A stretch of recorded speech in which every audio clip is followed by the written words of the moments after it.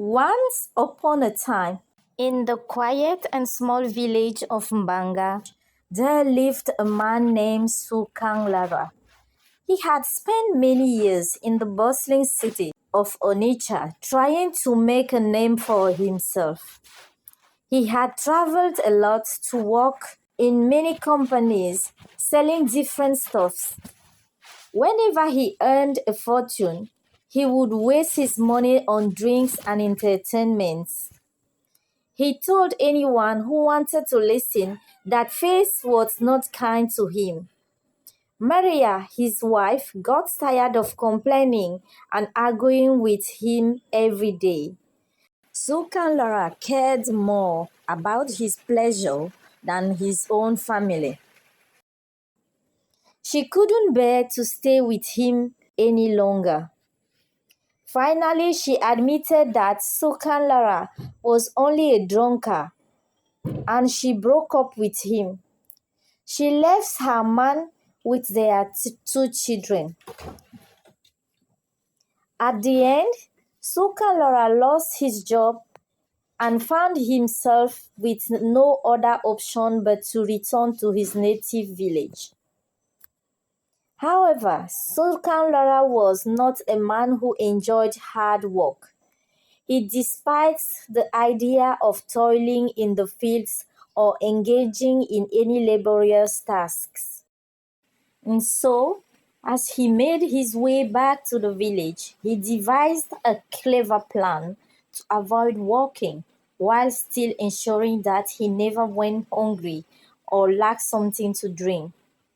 Upon his return, Sourkhanlara brought with him a collection of fine gifts, small, thoughtful presents that he had gathered during his time in the city.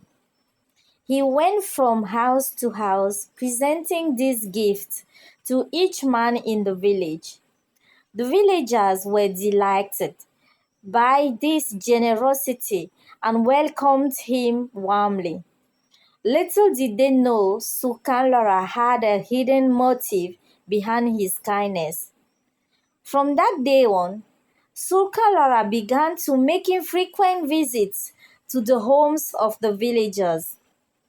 He was always careful to arrive just as the family was about to share a meal.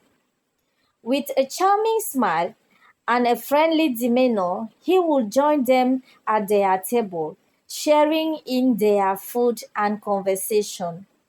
So he went from house to house, eating frugally, drinking abundantly, and talking a lot. At first, the villagers were happy to have him as a guest, remembering the gifts he had given them. But as time passed, something peculiar began to happen. They all noticed that the man was always there at the right time, at the right place. It seemed that Sourkhanlara had a strange ability to show up at the exact moment when dinner was ready. No matter whose home he visited, he always arrived just in the time to be invited to sit down and eat. This strange pattern did not go unnoticed, as soon people in the village began to gossip. Have you noticed how Sourkhanlara always appears right when we are about to eat? One villager whispers to another. And yet, he is such a heavy drunkard. Yes, it's as if he knows the exact moment to come, another replied. I noticed that he wanders around constantly well dressed and drinking and eating without ever walking. Especially, women became reluctant to serve him because he happily swallowed the best bits of the dish. The gossip spread, and soon everyone in the village was talking about Sourkhanlara's curious habits. Some found it amusing, while others began to feel uneasy. The more observant villagers realized that while Sourkhanlara never worked, He was always well fed, relying entirely on the generosity of others. One day, a wise elder in the village decided to address the situation. He called a meeting of all the villagers and spoke to them about Sourkhanlara. My friends, the elder began, Sourkhanlara has been clever in this way, but it is not right for one man to live off the hard work of others. We must find a way to teach him the value of contributing to the community. The villagers agreed and they came up with a plan.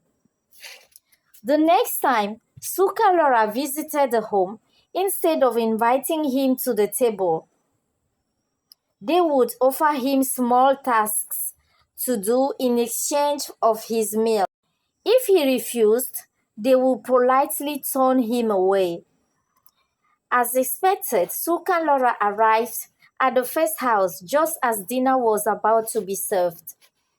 The host, aware of the plan, greeted him warmly and said, Sourkhanlara, my friend, we are about to eat, but I wonder if you could help us fetch some water from the well first.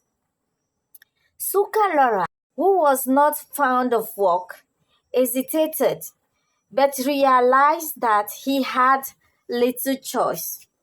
Reluctantly, he agreed and completed the task before sitting down to eat. This pattern continued at every house he visited. The villagers offered him small tasks. He grumbled at first.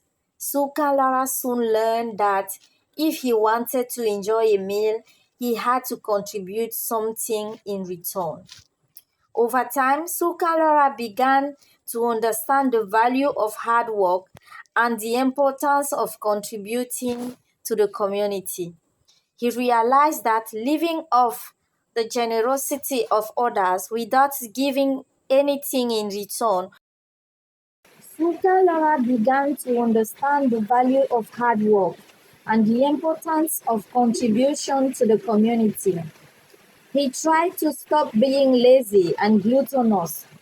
He realized that living off the generosity of others without giving anything in return.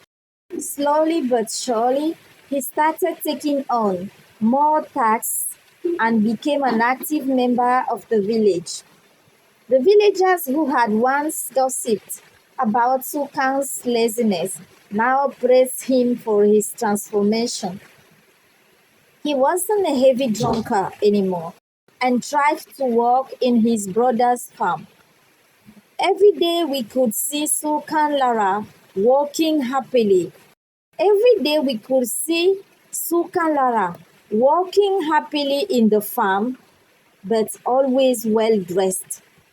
And so, Sourkhanlara learned that true fulfillment comes not from taking advantage of others, but from working together and being part of a supportive community. From that day forward, he was no longer the man who timed his visits just for a meal.